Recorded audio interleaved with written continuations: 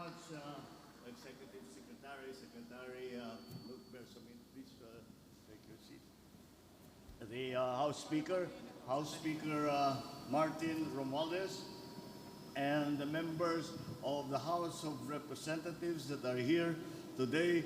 Mas marami yatang congressman dito kaysa doon sa batasan. Well, I don't blame you. This is a very important day. Secretary Antonio Lagdameo and other members of the Cabinet, Senator Cynthia Villar, ang ating partner sa agricultural development, Senator Amy Marcos, na mula pa sa umpisa ay sana ipinaglalaban na niya itong moratorium at condonation ng mga utang ng ating mga Agrarian Reform Beneficiaries, ating mga kasamahan sa pamahalaan, distinguished guests, mga minamahal kong kababayan, magandang hapon po sa inyo lahat. It is with immense pride that I join you today for the presentation of the implementing rules and regulations of the new Agrarian Emancipation Act, also known as the Republic Act number 11953. As we stand on the cusp of agricultural development, I convey my utmost gratitude to our farmers and our Agrarian Reform Beneficiaries for continuing to ensure the accessibility and affordability of our agricultural commodities. Ay napakahalaga ang inyong ginagampanan na maitiyak na ang Pilipinas ay may sapat na pagkain, may sapat na lahat ng produktong agrikultura at nagbibigay ng pagkakataon, hindi lamang sa sektor ng agrikultura, kung hindi po lahat ng bahagi ng lipunan. Ito po ang nagiging itinatawag na multiplier effect ng ginagawa ng ating mga nagsasaka. It is only fitting that we recognize you as pillars of this crucial sector whose impact creates positive ripples of transformation within our communities that reverberate not only for us here in the present, but across future generations. This government will continue to strive to empower farmers as well as to respond to their needs so that we can effectively fulfill our roles and help them fulfill their roles for our people and our economy. To achieve this, we have collaborated with experts. We have strengthened our supply chains and pushed for the enactment of the new Agrarian Emancipation Act. I therefore acknowledge the efforts of the Department of Agrarian Reform and other implementing agencies for supporting our endeavor to help our producers lead more dignified lives and attain food security for our people. I hope that maybe people do not quite realize what it means to me, what it means to Secretary Conrado Estrella to continue the work ng kanyang lolo, ipagpatuloy ang trabaho ng kanyang lolo na kasama ang aking ama na sinimulan ang Agrarian Reform Program dito sa Pilipinas. Kaya naman po, noong ako'y nakaupo, hindi ako nagdalawang isip. At sinabi ko, tinawag ko kagad si Sec Conrad at kakakika ko sa kanya, marami pa tayong kailangan gawin. Maraming hindi natapos doon sa ating mga ninuno. Kaya kailangan tayo ang magtatapos dahil binigyan tayo ng pagkakataon. Kaya dapat ito ay pakinabangan natin. Itong pagkakataon na ibinigay sa atin na tulungan ang ating Agrarian Reform Beneficiaries at ipagpatuloy ang Agrarian Reform Movement dito sa Pilipinas.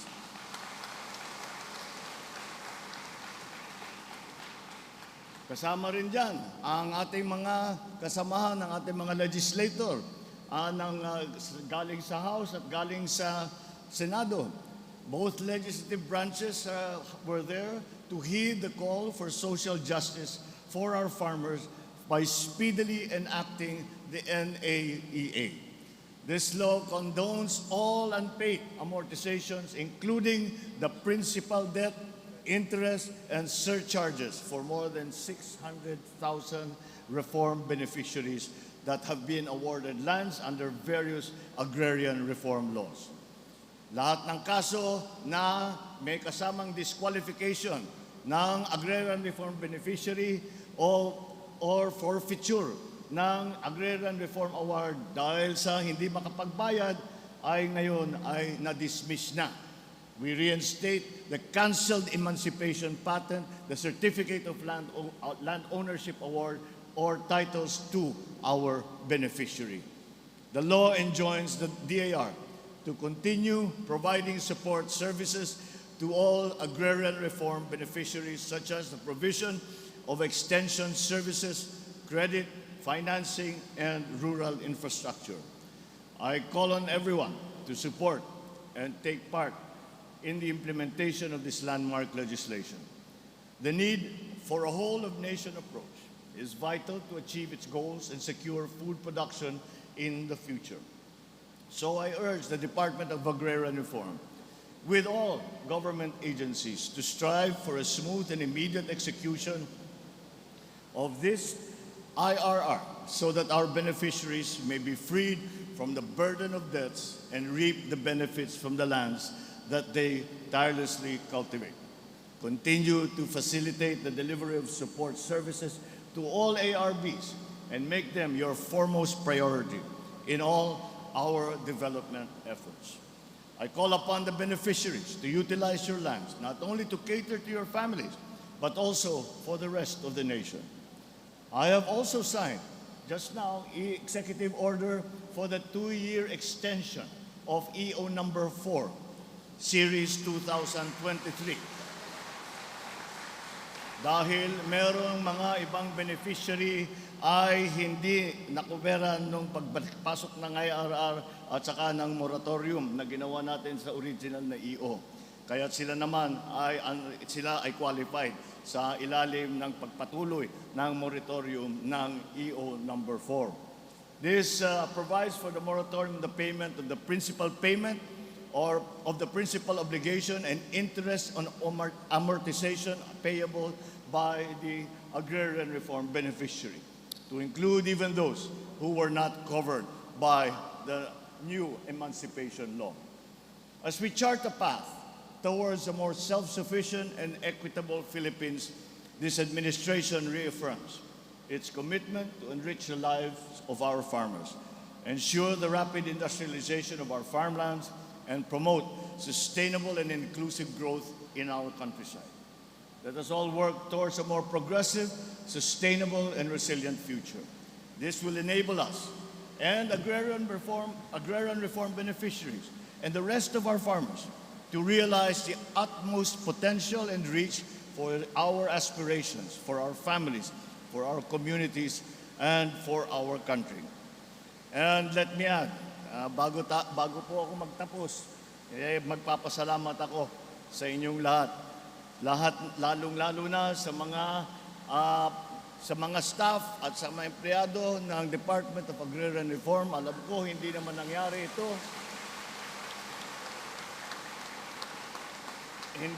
Hindi nangyari ito kung hindi sa inyong sipag at kadunungan na maibuo itong IRR na ito. At ako'y nagpapasalamat sa inyong lahat, sa lahat ng kasama natin upang mabuo natin ang IRR ng New Emancipation Law.